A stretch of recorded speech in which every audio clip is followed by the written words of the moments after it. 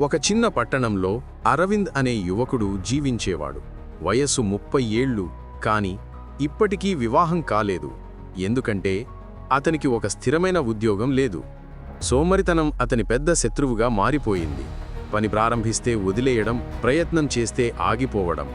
గ్రామం లోకమంతా ఇతనితో భవిష్యత్తు లేదు అని అనుకునేది. కాని అతనిలో ఒక చిన్న ఆశ మాత్రం మిగిలి ఉండేది. తన తల్లిదండ్రులు రోజు నిదానంగా అడిగేవారు, "నువ్వు ఎప్పుడు స్థిరపడతావు బాబూ?" అని. అరవింద్ నిశ్శబ్దంగా తల వంచేవాడు. ఆ మాటలు అతని మనసులో బరువయ్యేవి. కాని అలసత్వం వదలడం అతనికి కష్టంగా అనిపించేది. ఒకదానిని మొదలుపెట్టి వదిలేయడం అతని అలవాటు. అతని రోజులు వృధా అవుతూ పోయేవి. తన స్నేహితులు అందరూ స్థిరపడిపోయారు. ఎవరైనా ఉద్యోగం చేసేవారు, ఎవరో వ్యాపారం చేసేవారు, ఎవరో పెళ్లి చేసుకుని కుటుంబంతో ఉండేవారు. కాని అరవింద్ మాత్రం ఒంటరిగా ఉండిపోయాడు. అతని మనసులో ఒక పశ్చాత్తాపం పెరుగుతూ ఉండేది. నేను ఎందుకు ఇలా వెనుకబడి ఉన్నాను అనుకునేవాడు. కాని జవాబు దొరకక తికమకపడేవాడు. ఒకరోజు అతను బస్టాండ్లో కూర్చొని ఉన్నాడు. అక్కడ తన పాత స్నేహితుడు విజయ్ను కలిశాడు. విజయ్ ఒక పెద్ద కంపెనీలో మేనేజర్గా పనిచేస్తున్నాడు. అతన్ని చూసి అరవింద్ సిగ్గుపడ్డాడు. "నువ్వు ఇంత దూరం వచ్చావు, నేను మాత్రం ఇక్కడే" అన్నాడు. విజయ్ నవ్వుతూ, "నీవు కూడా మారగలవు" అన్నాడు. ఆ మాటలు అరవింద్ హృదయాన్ని తాకాయి. ఆ రాత్రి అరవింద్ ఆలోచిస్తూ మేల్కొని ఉన్నాడు. నేను నిజంగా నా జీవితాన్ని వృధా చేస్తున్నానా అని అనుకున్నాడు. తన వయస్సు 30 ఏళ్ళు, ఇంకా స్థిరం కాని జీవితం. తన తల్లిదండ్రుల నిరాశ అతనికి గుర్తుకొచ్చింది. తనలో ఒక గట్టి తపన కలిగింది. ఇక మారాలి, లేకపోతే ఎప్పటికీ వెనుకబడిపోతాను అన్నాడు. ఇది అతని జీవితంలో మొదటి నిజమైన నిర్ణయం. అరవింద్ ఉదయం తొందరగా లేచాడు. తన గది శుభ్రం చేసుకున్నాడు. చిన్న చిన్న పనులు మొదలుపెట్టాడు. ఒక కొత్త క్రమశిక్షణను అలవాటు చేసుకోవాలని నిశ్చయించుకున్నాడు. తన సమయాన్ని సరిగ్గా వినియోగించాలని అనుకున్నాడు. కానీ అంత సులభం కాదు. అలవాట్లు వెంటాడుతూనే ఉన్నాయి. అతను వదిలేయాలని అనుకున్న క్షణాలు ఎన్నో వచ్చాయి. తనకు ఒక ఆలోచన వచ్చింది. నేను నా అలసత్వాన్ని ఓడించాలంటే చిన్న లక్ష్యాలు పెట్టుకోవాలి అని. ప్రతిరోజూ ఒక కొత్త పనిని పూర్తి చేసుకోవడం మొదలుపెట్టాడు. మొదట్లో కష్టమైనా క్రమంగా అలవాటైంది.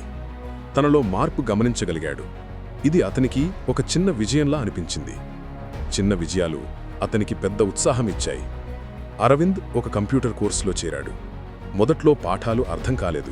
కానీ వదిలేయకుండా పట్టుదలతో కొనసాగించాడు. రాత్రింబవళ్లు కూర్చుని ప్రాక్టీస్ చేశాడు. కొద్ది రోజుల్లోనే బాగా అర్థం కావడం మొదలైంది. అతని నైపుణ్యం పెరుగుతూ వచ్చింది.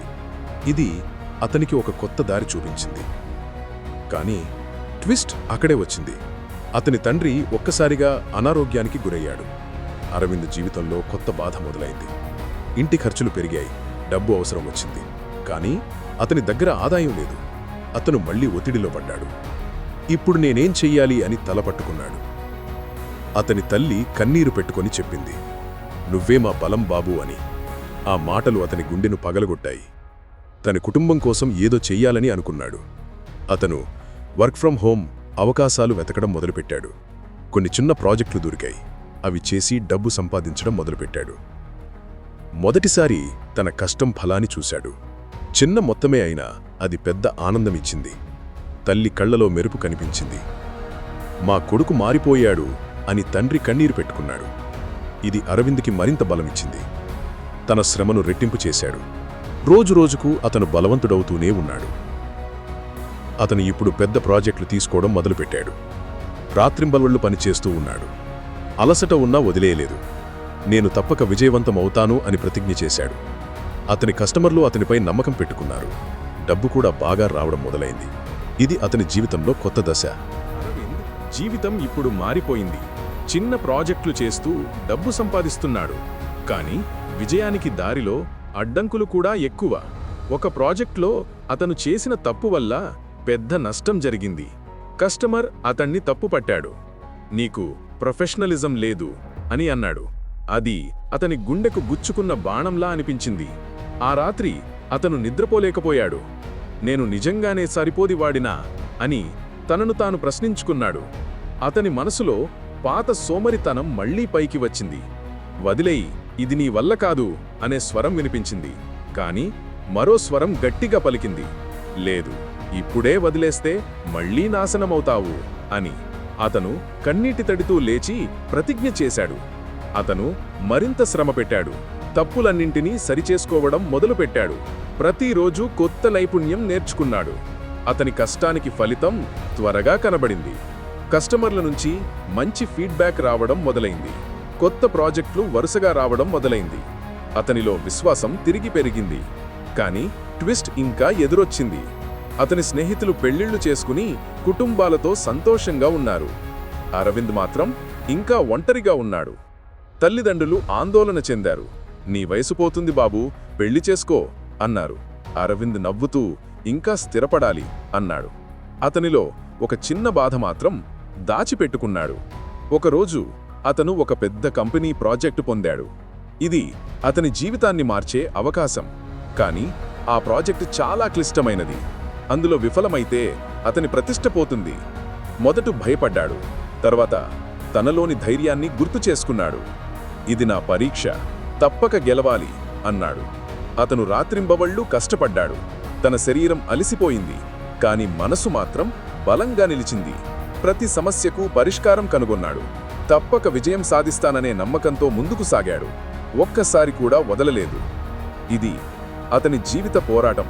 ప్రాజెక్టు పూర్తయిన రోజు అతనికి కన్నీళ్లు వచ్చాయి. తన చేతిలోనే విజయం చూసిన క్షణం అది. కస్టమర్ అతన్ని అభినందించాడు.